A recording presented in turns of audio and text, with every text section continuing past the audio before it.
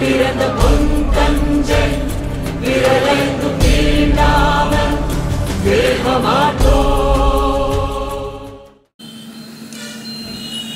எல்லாம் நினைப்பாங்க சின்ன சின்ன பசங்க அதை முச்சந்தில் நின்று கத்திட்டு இருக்காங்கன்னு. பல பேர் கேட்பான்ல, நீங்கள் என்ன முதலமைச்சர் ஆகிற கனவுல தான் கட்சி ஆரம்பிச்சிடலான்னு.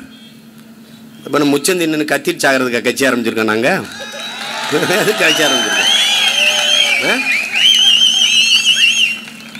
பல பேரை முச்சந்தியில் நிறுத்துவதற்காக தான் இந்த கட்சி ஆரம்பித்து வேலை செஞ்சுட்டு இருக்கோம்.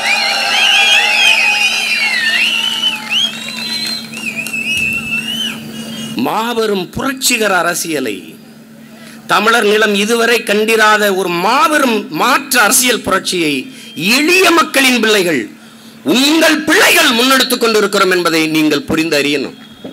எங்களை நுட்பமாக கவனியுங்கள், எங்கள் உடன் சேர்ந்து பயணியுங்கள், அல்லது தண்ணி நின்று எங்களை கவனியுங்கள். எவ்வளவு உள்ள தூய்மையோடு இந்த மண்ணையும் மக்களையும் நேசித்து நிற்கிற பிள்ளைகள் உங்கள் பிள்ளைகள் என்பது உங்களுக்கு புரிய வரும்.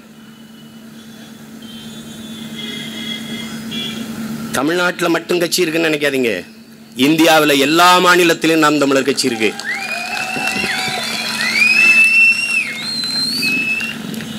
நாம் தமிழருங்கிறது கட்சி இல்ல, நாங்கள் பிறந்த பெருமை மிக்க இனத்தின் பேர், இனத்தின் அடையாளம் அது.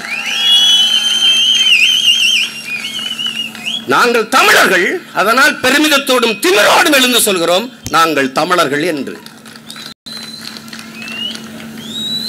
இன்னும் சொல்லுவோம், நாம் தமிழர் பிரான்ஸ், நாம் தமிழர் அமெரிக்கா, நாம் தமிழர் பிரிட்டன், நாம் தமிழர் ஜெர்மனி, நாம் தமிழர் நியூசிலாந்து, நாம் தமிழர் சுவிட்சர்லாந்து, எல்லா நாடுகளிலும் நாம் தமிழர் கட்சி. அம்மையார் சோனியா காந்தி அவர்கள்ட்ட கூட கேட்டேன், இத்தாலியில எங்க கட்சி இருக்கு, உங்க கட்சி இருக்கான்ட்டு. இத்தாலியில, ஜப்பான்ல இருக்கு, ரஷ்யால இருக்கு. தமிழன் எங்கெங்கு போய் கால் உண்டி வேறு பரப்பினானோ அங்கெல்லாம் இன உணர்வும் மான உணர்வும் கொண்ட தமிழ் சொந்தங்கள் நாம் தமிழர் என்ற தேசிய அடையாளத்துக்குள் திரண்டு நிற்கிறார்கள். நாங்கள் உறுதியாக வெல்லுவோம். இன்றைக்கு கனடாவிலே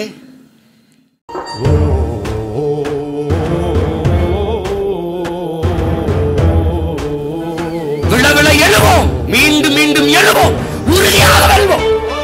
இதில் எந்த மாற்றமும் இல்லை.